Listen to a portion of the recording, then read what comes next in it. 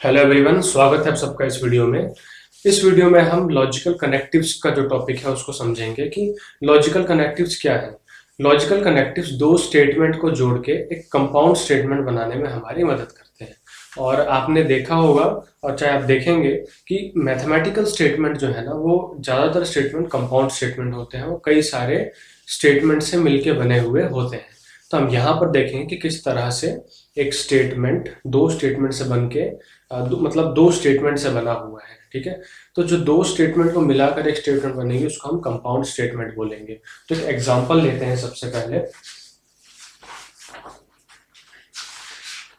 ठीक है, ये जो लॉजिकल कनेक्टिव्स है इसके अंदर हम दो तरह के कनेक्टिव समझेंगे, एक तो और एक एंड। ये दो स्टेटमेंट्स को जोड़ने के अलग अलग तरीके हैं और इनको जब हम जोड़ते हैं, जैसे दो स्टेटमेंट है, अगर मैं यहाँ पर स्टेटमेंट को डिनोट करूँ P से और एक स्टेटमेंट को डिनोट करूँ Q से, तो हम इन दोनों को जोड़ सकते हैं। इसके दो तरीके हैं जोड़ने के, एक तरीके में हम और यूज करेंगे, एक तरीके में हम एंड यूज करेंगे। तो अब आपको ये पता है कि कोई भी स्टेटमेंट है, जैसे P कोई स्टेटमेंट है तो इसकी एक ट्रूथ वैल्यू होती है, या तो ट्रूथ वैल्यू का मतलब है कि ये ट्रू है या फॉल्स, तो वो उसकी ट्रूथ वैल्यू होती है। तो इसकी एक ट्रूथ वैल्यू होगी, ठीक है, और Q की खुद की एक ट्रूथ वैल्यू होगी, क्योंकि ये एक स्टेटमेंट है तो हर एक स्टेटमेंट की ट्रूथ वैल्यू होती है।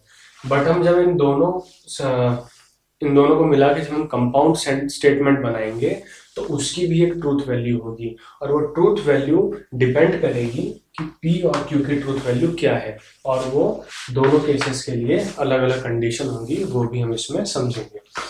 तो मैं एक एग्जांपल लेके आपको बताता हूँ कि किस तरह से आपके जो दो स्टेटमेंट, कोई भी एक स्टेटमेंट है उसको हम कह सकते हैं कि वो दो स्टेटमेंट से मिलके बना हुआ है। बहुत ही अच्छा एग्जांपल दिया हुआ है हमारे पास।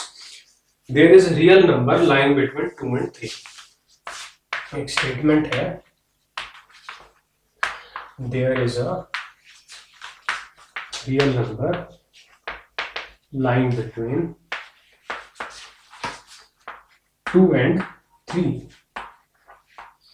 अब ये जो आपका स्टेटमेंट है, ठीक है, ये जो आपका मैथमेटिकल स्टेटमेंट है, ये दो स्टेटमेंट से मिलके बना हुआ है। अब मैं उसको लिखता हूँ, पहला स्टेटमेंट P है मेरा।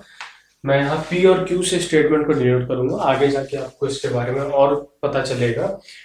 स्टेटमेंट को एक्चुअली हम प्रेडिकेट भी कहते हैं, ठीक है, और प्रेडिकेट क्या होता है वो सब आगे हम समझेंगे जब मैं आपको लॉजिकल आपका हम बात करेंगे, जब लॉजिकल क्वांटिफायर की जब हम बात करेंगे उस टाइम पे मैं आपको अच्छे से इसको बताऊंगा। देखिए, तो मैं यहाँ पर P से एक स्टेटमेंट को डिनोट कर रहा हूँ, और वो स्टेटमेंट है, आप देखेंगे कि ये वाली जो स्टेटमेंट किस तरह से दो स्टेटमेंट से बनी हुई है, यानी ये कंपाउंड स्टेटमेंट है। तो एक स्टेटमेंट है P, there is a number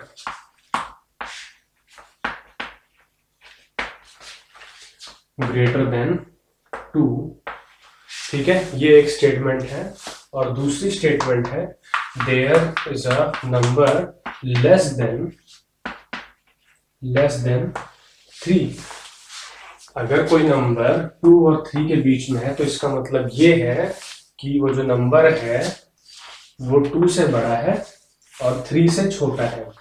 तो ये जो दो स्टेटमेंट है उसको हमने किस तरह से जोड़ा है, उसको हमने एंड से जोड़ा है, जो कि हम देखेंगे। ये तो एक एग्जांपल बता रहा हूँ कि मैंने कहा था ना कि आपको ऐसे कई सारे स्टेटमेंट मिलेंगे जो कि कंपाउंड स्टेटमेंट होंगे, तो ये एक उसका एक एग्जांपल है। तो अब हम समझते हैं सबसे पहला जो हमारा लॉजिकल कनेक्टिव है उसको।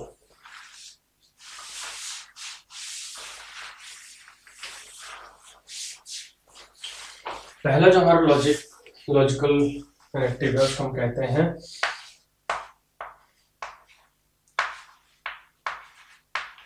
Disjunction of two statement. ठीक है, दो स्टेटमेंट का डिसजंक्शन। हमारे पास दो स्टेटमेंट है, ठीक है, P है और एक स्टेटमेंट कोई भी Q है। इसका एक एग्जांपल लेता हूं कि डिसजंक्शन क्या है। डिसजंक्शन में हमेशा हम फॉर का यूज करते हैं, ठीक है, जैसे अगर मुझे एक अलग स्टेटमेंट लिखी है P और एक अलग स्टेटमेंट है Q, तो मैं इसके बीच में अगर R लगा दूं तो मैंने क्या किया है, इन दो को मैंने एक कंपाउंड स्टेटमेंट बना दिया। और इसको हम इस तरह से लिखेंगे कि ये पूरा एक पूरा का पूरा ये एक स्टेटमेंट है। एग्जाम्पल देखते हैं इसका।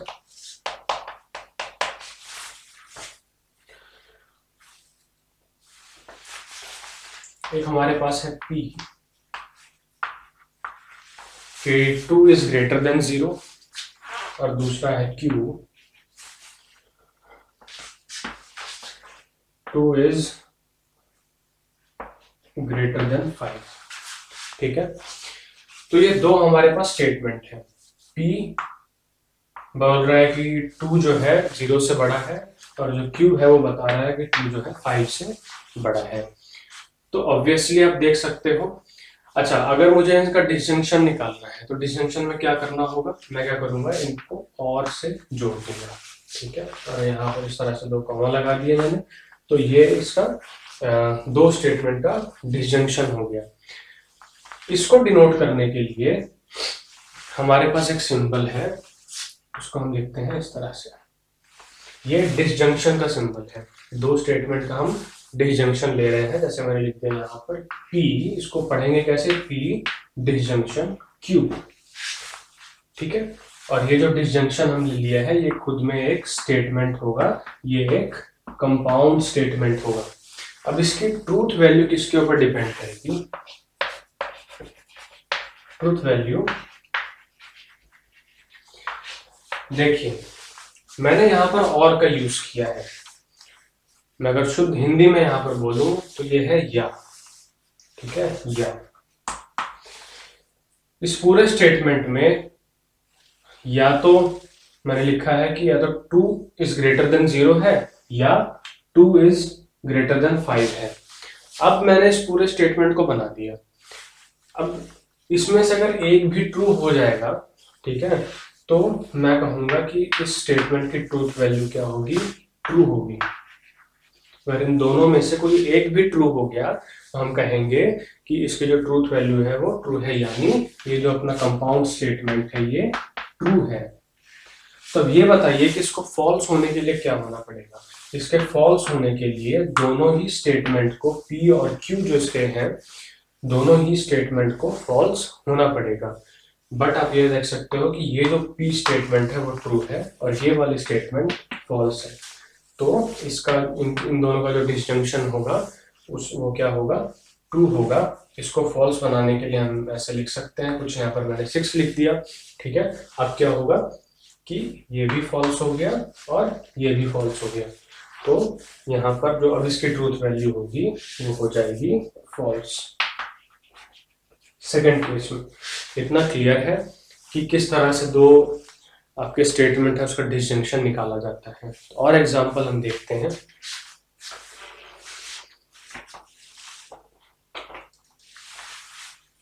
और एग्जांपल देखते हैं और मैं ट्रूथ वैल्यू को थोड़ा सा और समझाता हूँ आपको।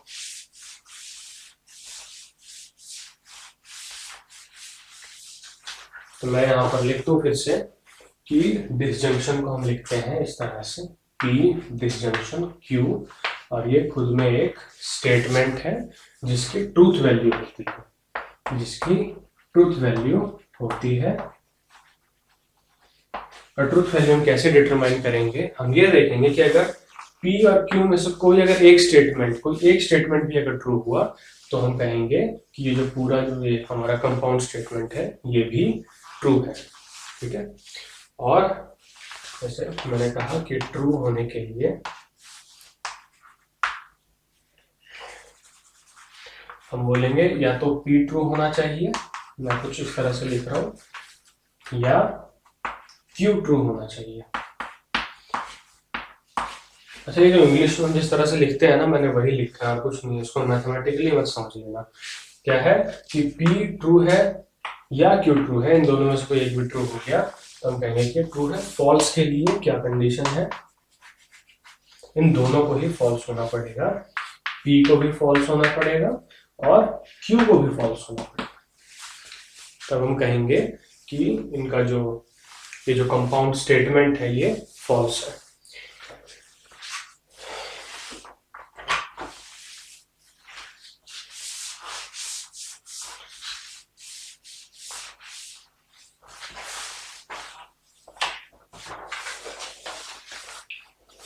अब आइए और एग्जांपल देखते हैं।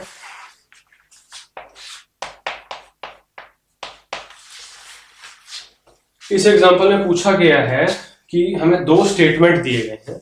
दो स्टेटमेंट, हमें पहले मैं स्टेटमेंट लिख देता हूँ। पहला स्टेटमेंट है differentiation of T cube plus 7t is equal to 3t square plus 7 for t belongs to r। मैं फिर से आपको कहना चाह रहा हूँ कि अब ये जो आप कोर्स कर रहे हो ना, रियल एनालिसिस, इसमें हर एक जो आपका वर्ड है यहाँ पे, उस हर एक वर्ड का मीनिंग है, ठीक है ना। तो ध्यान से समझना है। यहाँ पर फॉर की जगह अगर कुछ और भी आ जाए तो इसकी ट्रूथ वैल्यू चेंज हो सकती है, बट इस केस में तो कुछ नहीं हो रहा है। तो ये एक हमारा स्टेटमेंट हो गया, पहला स्टेटमेंट। और मैं दूसरा स्टेटमेंट यहाँ ऊपर लिखता हूँ, इसको मैं कहता हूँ P और इसे मैं कहता हूँ Q। दूसरा स्टेटमेंट है 3 + 5 = 2। ये जो कि पता है आपको, क्लियरली दिख रहा होगा कि ये फॉल्स है। तो इसमें हमसे ये पूछा गया है कि ये बताइए P डिसजंक्शन Q यहाँ पर ट्रू होगा या फॉल्स होगा, ठीक है। तो आप क्लियरली कह सकते हो कि ये ट्रू होगा। क्यों? क्योंकि हमने ये देखा था कि इसके ट्रू होने के लिए अगर इनमें से P या Q में से किसी की भी मतलब इन दोनों में से कोई एक स्टेटमेंट भी अगर ट्रू है तो आपका जो डिसजंक्शन है वो भी ट्रू होगा, ठीक है। तो आप देख सकते हो ये बिल्कुल ट्रू है। आप डिफरेंशिएट करेंगे तो आपको यही मिलेगा, ठीक है। तो ये एक एग्जांपल हो गया हमारा। और एग्जांपल देखते हैं।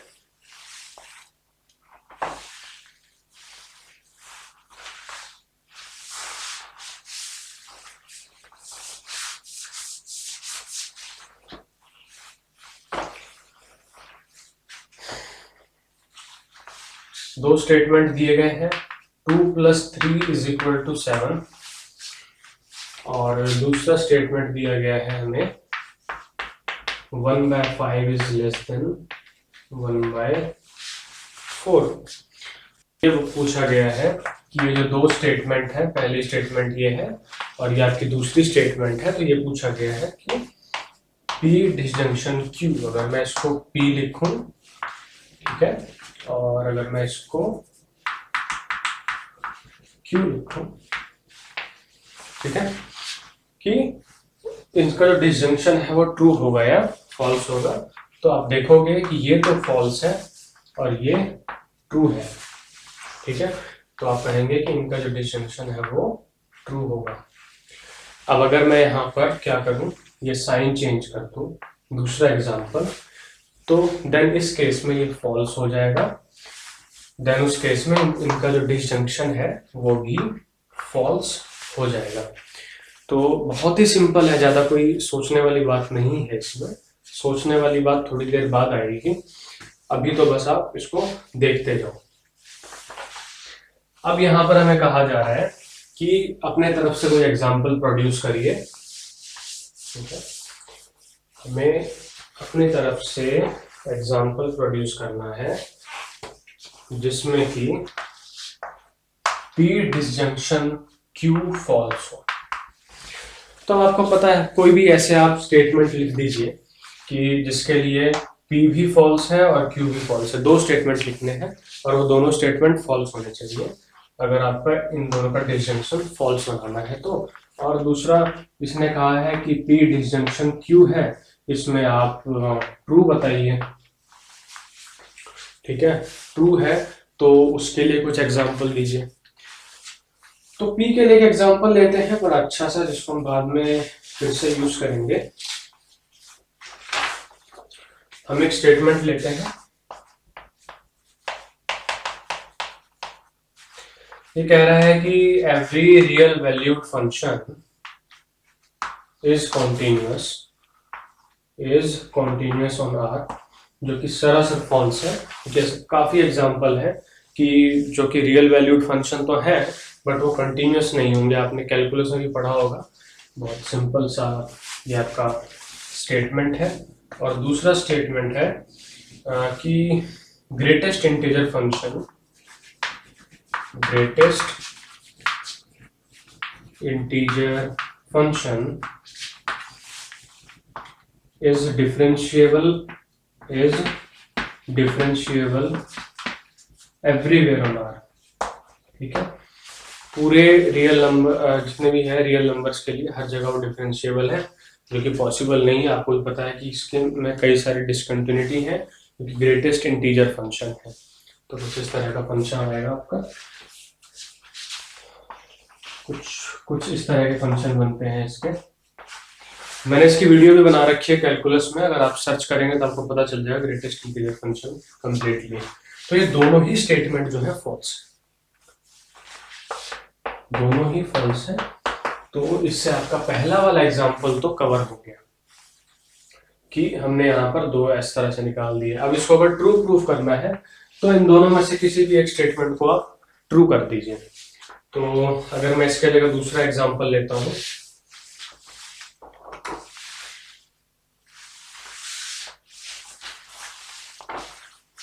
सेकंड पार्ट के लिए है, इसमें मैंने एग्जांपल लिया है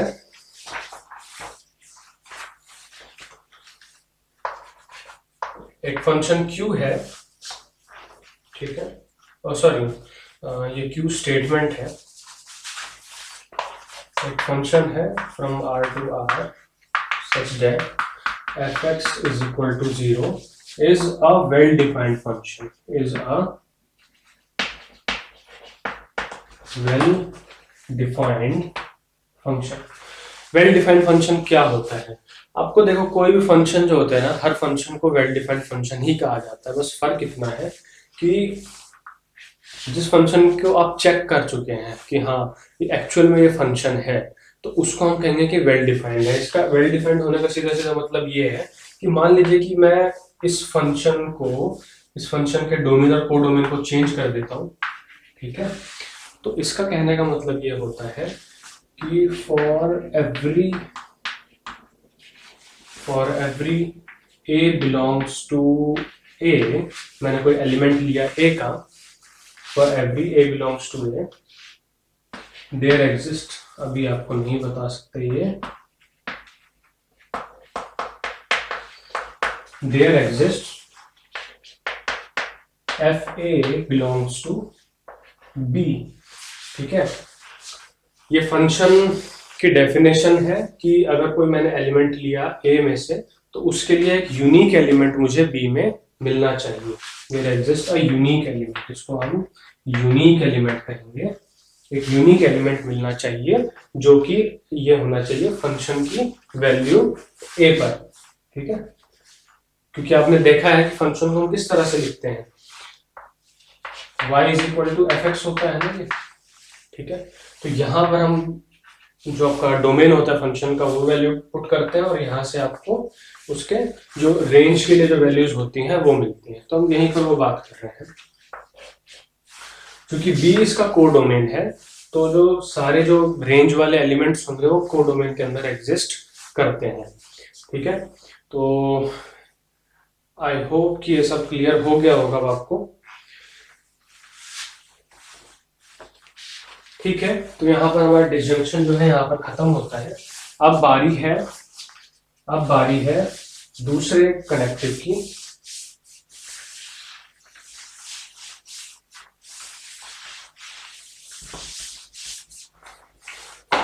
उस कनेक्टिव में हम और का यूज करेंगे, नहीं सॉरी एंड का यूज करेंगे। तो इसको हम कहते हैं कंजंक्शन ऑफ टू स्टेटमेंट। दो स्टेटमेंट का इसमें हम कंजंक्शन करते हैं। अगर आपके पास कोई गिवन स्टेटमेंट है P और आपके पास एक स्टेटमेंट है Q, तो आप इन दो स्टेटमेंट को एंड से जोड़ेंगे, ठीक है। इन दोनों को आप एंड से जोड़ेंगे और आपने इस तरह से लिख दिया, तो ये क्या हो गया, conjunction of P and Q, जो कि खुद में एक स्टेटमेंट होगा, खुद में एक स्टेटमेंट है। और इसकी ट्रूथ वैल्यू किस पर डिपेंड करेगी और उसकी क्या कंडीशन है वो पहले ही देख लीजिए, क्योंकि आपको अब पता चल गया है कि ट्रूथ वैल्यू क्या होती है। देखिए, जब भी एंड की बात करी जाए ना, तो यहाँ पर सीधा सीधा इसका क्या मतलब है, और। तो इसकी ट्रूथ वैल्यू डिपेंड करेगी, अगर मैं कहूं कि, अच्छा हाँ, मैं इसका साइन बता देता हूं आपको। जब आप इसको इस तरह से एंड से कनेक्ट करते हैं तो आप इसको लिखते हैं P, इसको हम ऐसे पढ़ेंगे P कंजंक्शन Q, ठीक है, P कंजंक्शन Q, और इसकी जो ट्रूथ वैल्यू है वो डिपेंड करेगी, मान लेते हैं कि ये ट्रू है, तो ये ट्रू किस केस में होगा, इसके ट्रू होने के लिए P और Q दोनों को ट्रू होना पड़ेगा, ठीक है। अगर ये ट्रू है तो इसका मतलब ये है कि P and Q are both true, दोनों के दोनों ट्रू है। और अगर आप इसको बताना है, तो आपको ऐसा एग्जांपल प्रोड्यूस करना हो P कंजंक्शन Q का जिसके लिए ये फॉल्स हो जाए। अभी एग्जांपल में हम देखेंगे आगे, बट मैं अभी आपको बता रहा हूँ। तो अगर इसमें से कोई एक भी आपने फॉल्स दिखा दिया कि ये फॉल्स है, तो इनका जो कंजंक्शन है वो फॉल्स होगा, ठीक है। कोई भी एक अगर फॉल्स हुआ, तो ट्रू के लिए क्या है कि दोनों ट्रू होने चाहिए, अगर ऐसी कंडीशन नहीं है तो अदरवाइज वो उनका जो कंजंक्शन है वो फॉल्स हो। तो ये हो गया ट्रूथ वैल्यू के बारे में, कि आप किस तरह से ट्रूथ वैल्यू निकालते हैं। अब इसके एग्जांपल्स हम देखते हैं।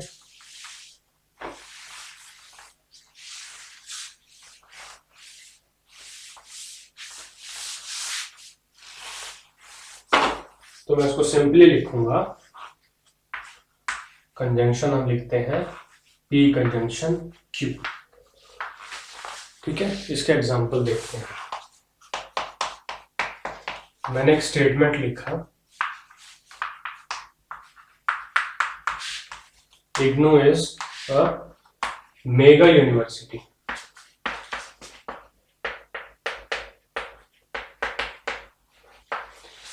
ठीक है। और मैं दूसरा एग्जांपल लिखता हूं, सॉरी दूसरा स्टेटमेंट लिखता हूं,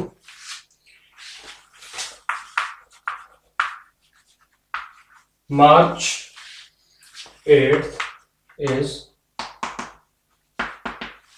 International Women's Day।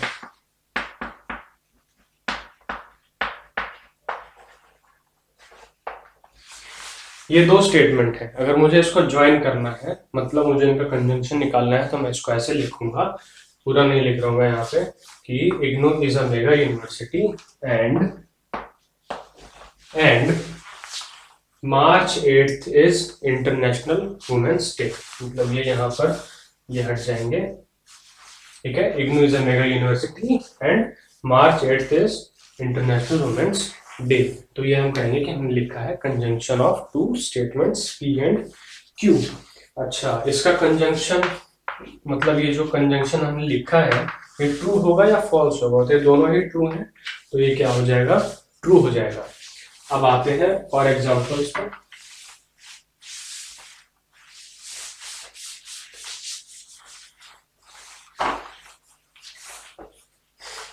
इसका एग्जांपल है, एक स्टेटमेंट है 2 + 1 = 3, और इसका कंजंक्शन हमें निकालना है, और इसका कंजंक्शन है 3 = 5 के साथ। ये क्या कह रहा है कि 2 + 1 = 3 एंड 3 = 5, ठीक है। ये पूरी स्टेटमेंट है। तो ये जो इनका जो कंजंक्शन है दो स्टेटमेंट का, ये ट्रू है या फॉल्स है, आप बताइए। आपको पता है कि अगर इसके कंजंक्शन को ट्रू होना है तो दोनों ही वैल्यू ट्रू होनी चाहिए, मतलब दोनों की ट्रूथ वैल्यू ट्रू होनी चाहिए, बट ये तो फॉल्स है, ये ट्रू है। जो इनका जो कंजंक्शन है वो क्या होगा, फॉल्स होगा।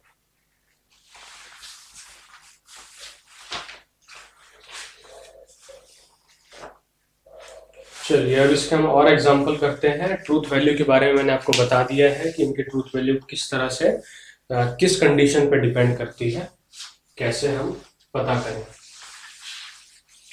और ये सब बातें जो भी मैं कह रहा हूँ उसको आप, जो इम्पोर्टेंट पॉइंट आपको लग रहे हैं उसको नोट करते जाएं, क्योंकि आपको बुक में तो सब कुछ मिल ही जाएगा, आपके बुक में सब कुछ है, बट जो भी इम्पोर्टेंट पॉइंट है उसको नोट करते जाओ। अब यहाँ पर आप देखते हैं और एग्जाम्पल, कुछ इंटरेस्टिंग एग्जाम्पल्स हम देखेंगे। इसने कहा है for which value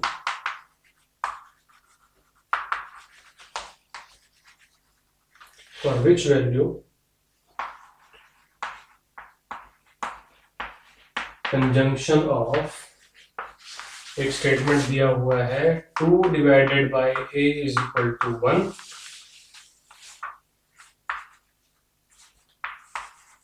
where a is a real number and argument of z is equal to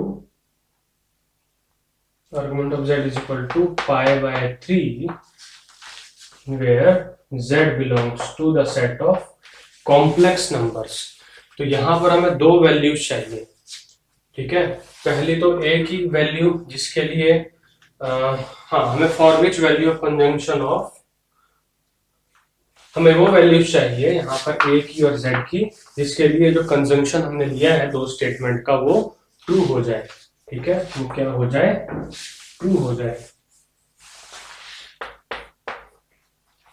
तो आपको पता है कि अगर इसको ट्रू होना है, इसको हमें ट्रू करना है, तो इसके लिए जो हमारे दोनों के दोनों स्टेटमेंट है उसकी ट्रूथ वैल्यू क्या होनी चाहिए? ट्रू होनी चाहिए। तो देखिए इसके लिए तो सीधी सीधी कंडीशन आपको पता चल गई होगी कि अगर मैं यहाँ पर a की वैल्यू क्या ले लूँ, 2 ले लूँ, तब उस केस में क्या होगा कि ये ट्रू हो जाएगा, ठीक है। अब आते हैं इसके ऊपर, ये भी बहुत आसान है। आर्गुमेंट ऑफ z किस तरह से निकालते हैं हम? आर्गुमेंट किसी भी जो कॉम्प्लेक्स नंबर है उसका आर्गुमेंट कैसे निकालते हैं? सबसे पहले तो आप ये देखिए कि कॉम्प्लेक्स नंबर को हम लिखते किस तरह से हैं। वो होता है x प्लस आई वाई के फॉर्म में, और यहाँ पर जो x और y है वो किससे बिलोंग करते हैं? रियल नंबर के सेट से बिलोंग करते हैं। अब इसका हम आर्गुमेंट किस तरह से निकालेंगे? इसका आर्गुमेंट निकाला जाता है tan inverse x by y is equal to, हम लिखते हैं आर्गुमेंट ऑफ z, ठीक है। ये होता है आपका आर्गुमेंट ऑफ z, जो कि यहाँ पर क्या है? जो कि यहाँ पर है आपका पाई बाय 3। तो इसके ट्रू होने के लिए यहाँ पर x बाय वाई की वैल्यू क्या होनी चाहिए? एक सेकंड, मैंने यहाँ पर x बाय वाई लिखा है, यहाँ पर ये y बाय x होगा, ठीक है। तो यहाँ पर y बाय x की वैल्यू क्या होनी चाहिए? जल्दी सोचो और बताओ।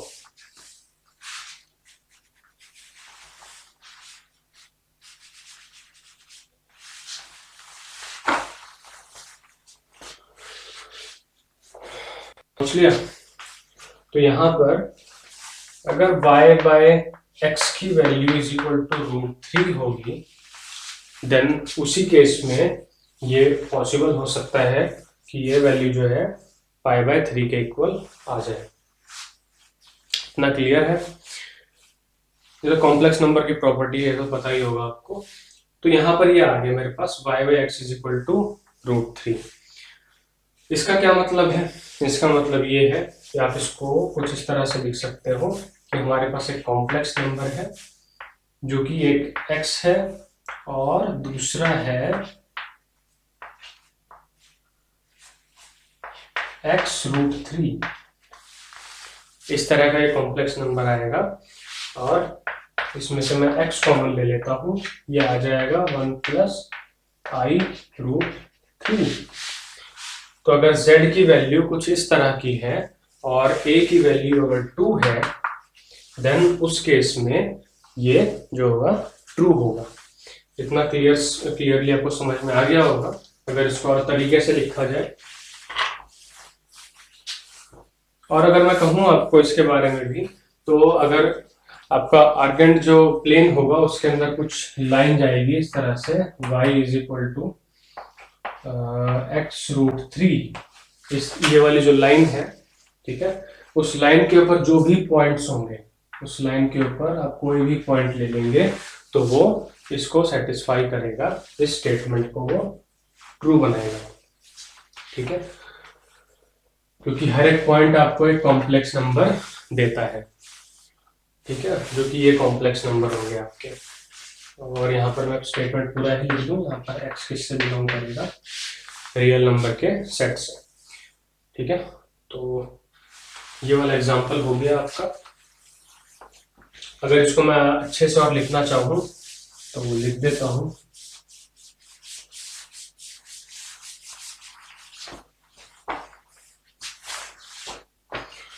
ये लिखा हुआ है, thus P conjunction Q is true for A is equal to 2 and, यहाँ पर ध्यान देना, यहाँ पर ये इंग्लिश वाला एंड है, A is equal to जो हमने ग्रामर में यूज करते हैं हम, A is equal to 2 and for every, ये भी ध्यान देना, ये बहुत ही किसी रीजन से लिखा हुआ है, for every z is equal to x 1 plus I root 3, और यहाँ पर x जो है 0 से बड़ा होगा, जो कि अभी हमने देखा। तो ये बात आपको क्लियर आ गई होगी। यहाँ पर x की वैल्यू 0 से बड़ी क्यों कही है, क्योंकि ये आपका फर्स्ट प्लेन, ये जो आपका फर्स्ट क्वाड्रेंट है, ये उसकी बात कर रहा है, क्योंकि और क्वाड्रेंट में फिर 10 की जो वैल्यू है वो एंगल जो है चेंज हो जाएगा, फिर उसके लिए जो है ट्रू नहीं होगा, इसलिए यहाँ पर एक कंडीशन दी गई है for all x greater than 0।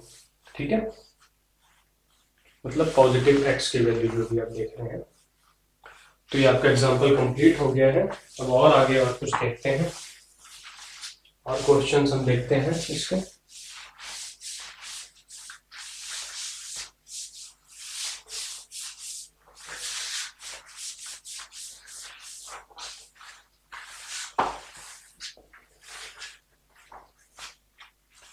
हमें दो स्टेटमेंट दिए गए हैं। एक स्टेटमेंट है P कि x इज ग्रेटर देन -2, और दूसरा स्टेटमेंट है Q x + 3 is not equal to 7। अब हमें ऐसे x के मतलब हमें x की वैल्यूज जो है उसका सेट देना है, मतलब सारी x की ऐसी पॉसिबल वैल्यूज का सेट देना है जो कि इसके कंजंक्शन को ट्रू बनाए। ठीक है, इसके कंजंक्शन को ट्रू बनाए, मतलब कि मुझे x की यहाँ पर ऐसी वैल्यू देनी जो कि इसको भी ट्रू करे और इसे भी ट्रू करे, और वो सारे मुझे एक सेट बनाना है। तो पहले एक आराम से देखते हैं इसको। तो इन दोनों, अगर मुझे इसको पूरे को ट्रू बनाना है तो पहले ये ट्रू होना चाहिए और ये भी ट्रू होना चाहिए। ठीक है, तो जब ये दोनों ट्रू होंगे तभी हमारा कंजंक्शन ट्रू होगा। तो ये ट्रू कब होगा, तो x की वैल्यूज अगर -2 से बड़ी है, जैसे -1 0 1 एंड सो ऑन, इससे बड़ी कोई भी वैल्यू है आपके पास तो उसके लिए ये ट्रू होगा। अब इसकी क्या कंडीशन है, ये ट्रू कब होगा, जब x की वैल्यू 4 को छोड़ के कुछ भी हो जाए। ठीक है, 4 को छोड़ के वो कुछ भी हो जाए तब ये ट्रू हो जाएगा, क्योंकि 4 को छोड़ के क्यों बोल रहा हूँ, अगर मैंने यहाँ पर 4 पुट कर दिया तो ये 7 हो जाएगा, और 7 इज नॉट इक्वल टू 7, ये तो फॉल्स हो गया ना। तो हमें x की ऐसी वैल्यू चाहिए, 4 को छोड़ के हम कोई भी वैल्यू यहाँ पर ले सकते हैं। तो यहाँ पर कोई भी वैल्यू ले सकते हैं, तो -1 0 1 कुछ भी ले सकते हैं। 2 3 4 को छोड़ रहा हूँ, यहाँ पर मैं लिख रहा हूँ 5 6 7 एंड सो ऑन। तो हमें एक इस तरह का सेट मिला जो कि इस प्रॉब्लम में इसने हमसे मांगा है, बट हम इसको एक तरीके से लिखते हैं सेट बिल्डर फॉर्म में। हम कहेंगे कि R belongs to set of real numbers and R is greater than -1। ठीक है, and R is not equal to 4। R की वैल्यू -2 आएगा यहाँ पे, -2 से कोई भी बड़ी वैल्यू जो कि -1 0 1 2 है, और R जो है 4 के इक्वल नहीं होना चाहिए, इस सेट के अंदर वही एलिमेंट्स आएंगे। तो ये भी एक हमारा एग्जांपल था जो हो चुका है।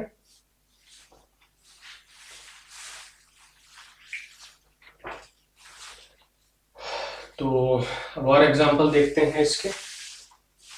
आई होप कि आपको सब कुछ समझ में आ रहा होगा ठीक से, क्योंकि जितना अच्छे पॉसिबल वे में मैं आपको समझा सकता हूँ मैं अपनी तरफ से पूरी कोशिश कर रहा हूँ। सफिशिएंट एग्जांपल्स हैं यहाँ पर आपके पास ताकि आप सब कुछ समझ जाए। अब हमें कुछ ऐसा एग्जांपल देना है, given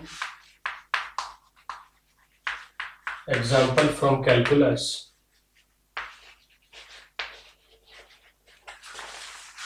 for which P conjunction Q is false। तो आपको याद होगा जो कि हमसे ये पूछा गया था कि आप दो एग्जांपल दीजिए जिसके लिए P डिसजंक्शन Q की वैल्यू फॉल्स है। ठीक है, इसकी जो ट्रूथ वैल्यू है वो फॉल्स है। तो उसमें हमने एक एग्जांपल दिया था कि हमने P को एक स्टेटमेंट कहा था, उसके बारे में ये कहा था हाँ कि every real valued function is continuous on R. ठीक है, ये पहला स्टेटमेंट था हमारा। तो जब ये स्टेटमेंट ही फॉल्स हो गया और मान लीजिए मैंने Q जो है वो दूसरे वाले एग्जांपल में जो मैंने दिया था जिसके लिए हमें इसे ट्रू बताना था, तो उसमें मैंने Q जो स्टेटमेंट दिया था वो ट्रू दिया था कि fx is equal to 0 is a well defined function. तो अगर हम दो एग्जांपल वो वाले भी यहाँ पर लिखते हैं तब भी हमारा काम चल जाएगा। तो हमें इसको फॉल्स बताने के लिए मुझे इसमें से कोई एक भी अगर स्टेटमेंट फॉल्स बता दिया तो ये फॉल्स हो जाएगा, जो कि ये वाला स्टेटमेंट फॉल्स था और Q जो स्टेटमेंट मैंने लिया था दूसरे एग्जाम्पल में वो ट्रू था, बट उससे कोई फर्क नहीं पड़ता, ये फॉल्स ही होगा। तो ये हमारा एक एग्जांपल हमें लेना था वो हो चुका है। ठीक है, तो यहाँ पर हमारा जो कंजंक्शन का पार्ट है वो खत्म हो गया है। कंजंक्शन हमने लॉजिकल कनेक्टिव समझ लिए। अब इसके बाद में क्या आता है? इसके बाद में हमारे पास आता है नेगेशन। नेगेशन के बारे में क्या है कि कोई भी एक स्टेटमेंट है, ठीक है, मैं आपको भी थोड़ा सा बता दे रहा हूँ, उसको मे बी मैं नेक्स्ट वीडियो में कवर करूँ। तो नेगेशन के बारे में ये है कि मान लीजिए मैंने कोई स्टेटमेंट लिखी P और वो स्टेटमेंट मुझे कुछ बता रही है, जैसे ये कहा कि 2 इज ग्रेटर देन 0। ठीक है, इसने मुझे ये बताया, ये स्टेटमेंट बता रहा है कि 2 जो है 0 से बड़ा है, जो कि ट्रू है। तो इसका नेगेशन जिसको हम इससे डिनोट करते हैं, ये वाला साइन है नेगेशन ऑफ P, जिसको हम नॉट P भी बोलते हैं, वो क्या होगा? वो सीधा सीधा कह रहा होगा कि 2 इज नॉट ग्रेटर देन 0। ठीक है, तो यहां पर नॉट को मैं किस तरह से लिख सकता हूं? अगर ये 2 जो है 0 से बड़ा नहीं है तो या तो ये हो सकता है कि 2 इक्वल हो या 0 से छोटा हो। ठीक है, तो इसका नेगेशन किसी भी स्टेटमेंट का हम ये कहते हैं, जिसको मैं नेक्स्ट वीडियो में पूरी डिटेल से आपको बताऊंगा। तो इस वीडियो में यहीं तक हमें समझना था। तो प्लीज़ कमेंट करके बताइए कि आपको कैसा लगा, और इसको प्लीज़ ज़्यादा से ज़्यादा शेयर करिए। और चैनल जो है, आप अगर नए हैं तो उसको सब्सक्राइब कर लीजिए, ऐसी ऐसी इंपॉर्टेंट वीडियोस आपके पास आती रहेंगी। वैसे ये एक डेमो वीडियो है, रियल एनालिसिस हमारा कोर्स है इग्नू का BMTC 133 उसके लिए, और आगे भी कई सारे डेमो वीडियोस आपको इसके मिलेंगे। Thank you very much.